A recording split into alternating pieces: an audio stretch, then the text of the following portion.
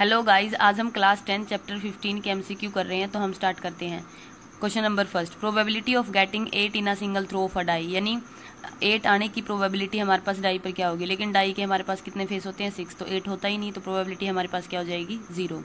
Second है probability of getting 6 in a single throw of a die, तो 1 2 3 4 5 6 हमारे पास फेस होते हैं, तो 6 आने की probability 1/6। Probability of getting 3 in a single throw of a die, यानी 3 आने की प्रोबेबिलिटी भी हमारे पास क्या हो जाएगी, 1/6। देखो हमारे पास डाई में कितने फेस होते हैं, 1 2 3 4 5 6,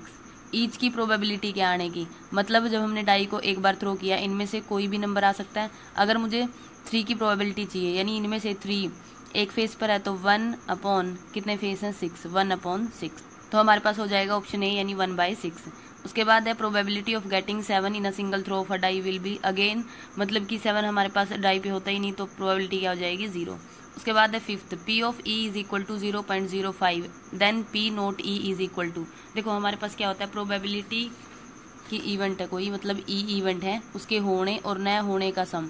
यानी probability of E not is equal to 1, यानी उस कोई भी इवेंट है उसके होने और ना होने का सम हमारे पास क्या होता है, 1। हमें दिया गया है पी ऑफ ई, हमें दिया गया है P of E 0.05 plus P of E not is equal to 1, तो इसकी वैल्यू हमारे पास क्या आ जाएगी, P of E not equals to 1 minus 0.05। जब आप इसको माइनस करेंगे तो 1 0.05, यहाँ पॉइंट लगा देते हैं, 0 0 माइनस करेंगे तो 10 में से 5 गए, यानी 5, यहाँ बचा 9.0, यानी कितना आ जाएगा, 0.95, तो हमारे पास हो जाएगा ऑप्शन सी 0.95। उसके बाद है sixth, P of E is equal to 0.07, then P not E, again वही सेम क्वेश्चन है, यानी 1 माइनस 0.07 करेंगे तो आपके पास आंसर आएगा 0.93। उसके बाद सेवंथ, पी ऑफ ई 0.03 दिया है, then P not E again 0.97 आ जाएगा, 1 में से माइनस कर देना, P not A 0.04, then P of A, मतलब अब की बार क्या किया, की बार हमें इसकी वैल्यू दी गई है, इसकी वैल्यू दी गई है, ये निकालना है, तो ये भी ऐसे हो जाएगा, यानी 1 minus P of E not is equal to P of E, तो हमारे पास हो जाएगा 1 में से माइनस करने के बाद 0.96। नाइन्थ है, 1 card is drawn from a well shuffle deck of 52 cards, the probability of getting a queen, यानी क्वीन आने की प्रोबेबिलिटी हमारे पास क्या होगी। क्वीन हमारे पास कितनी होती है, क्वीन हमारे पास हर कैटेगरी की 4 होती हैं, ठीक है, और टोटल यानी 4 में से कोई भी क्वीन आ सकती है, और टोटल हमारे पास कितने होते हैं, 52, तो 4/52, यानी ये 2 पे जाएगा, 26, 2 1 जा, देन 13, यानी 1/13, तो क्वीन आने की प्रोबेबिलिटी हमारे पास क्या हो जाएगी, 1/13। उसके बाद है question number 10th, which of the following can not be the probability of any event, मतलब कि इनमें से कौन सी प्रोबेबिलिटी नहीं हो सकती है किसी भी इवेंट की, तो 3/4, 0.5, 25% माइनस की 3 मतलब प्रोबेबिलिटी हमारे पास कभी भी नेगेटिव नहीं होती, तो ऑप्शन डी हो जाएगा। The probability of an event is greater than और equal to and less than और इक्वल टू, हमारे पास प्रोबेबिलिटी या तो 0 से बड़ी और 0 के इक्वल हो सकती है, एंड लेस देन और इक्वल टू, या तो मतलब कि 1 से लेस देन और इक्वल हो सकती है, तो 0 और 1 हमारे पास ऑप्शन हो जाएगा, यानी हमारी प्रोबेबिलिटी किस किस के बीच में आएगी, 0 और 1 के बीच में आएगी, ठीक है, मतलब कोई भी इवेंट है, प्रोबेबिलिटी कोई भी इवेंट है तो इसकी प्रोबेबिलिटी 0 के बराबर हो सकती है और बड़ी हो सकती है, और 1 से छोटी और इसके बराबर हो सकती है, और 0 से बड़ी और इक्वल हो सकती है, ठीक है, तो हमारे पास ऑप्शन होगा 0 और 1। Which of the following can not be the probability of an event, again negative probability हमारे पास होती नहीं है, तो माइनस के 2.3। उसके बाद है die is thrown once the probability getting an even number will be, मतलब एक डाई को हमने थ्रो किया, इवन नंबर आने की प्रोबेबिलिटी, तो हमने डाई थ्रो की तो 1 2 3 4 5 6, इवन आने की प्रोबेबिलिटी 2 4 6 हमारे पास इवन नंबर है, तो इन तीनों में से कोई भी आएगा, यानी 3/6, तो हमारे पास किसकी प्रोबेबिलिटी हो जाएगी, इवन नंबर की, यानी 1/2, तो ये हमारे पास हो जाएगा ऑप्शन सी 1/2। उसके बाद पी ऑफ ई दिया गया है 0.01, देन पी ऑफ नोट ई, यानी 1 में से माइनस करेंगे तो क्या आएगा, 0.99। Question 15, by throwing a die once the probability of getting a number greater than 4, मतलब कि नंबर ग्रेटर देन 4 आना चाहिए, हमने डाई को 1 टाइम टॉस किया है, तो नंबर ग्रेटर देन 4 हमारे पास 2 होते हैं, 5 और 6, इन 5 हमने डाई को थ्रो किया 4 से ज़्यादा बड़े वाला नंबर, यानी 5 और 6, यानी दोनों में से कोई आ सकता है, तो 2 अपॉन टोटल कितने हैं, 6, तो ये हो जाएगा 1/3, तो ऑप्शन बी 1/3। उसके बाद है question 16, 1 card is drawn from a well shuffle deck of 52 card, the probability that the card will be king of red colour, मतलब कि हमारे पास 52 कार्ड में से किंग आना चाहिए रेड कलर का। तो किंग हमारे पास रेड कलर के 2 होते हैं,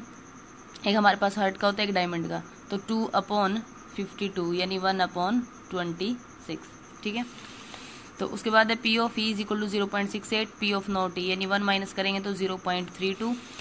P of E plus P of not E is equal to 1 होता है हमारे पास। तो इसीलिए हमारे पास पी ऑफ नॉट ई हो जाएगा 0.32। 18 है a die is throw once, what is the probability of getting a number lying between 2 और 6, यानी डाई को हमने 1 टाइम थ्रो किया, नंबर बिटवीन 2 और 6,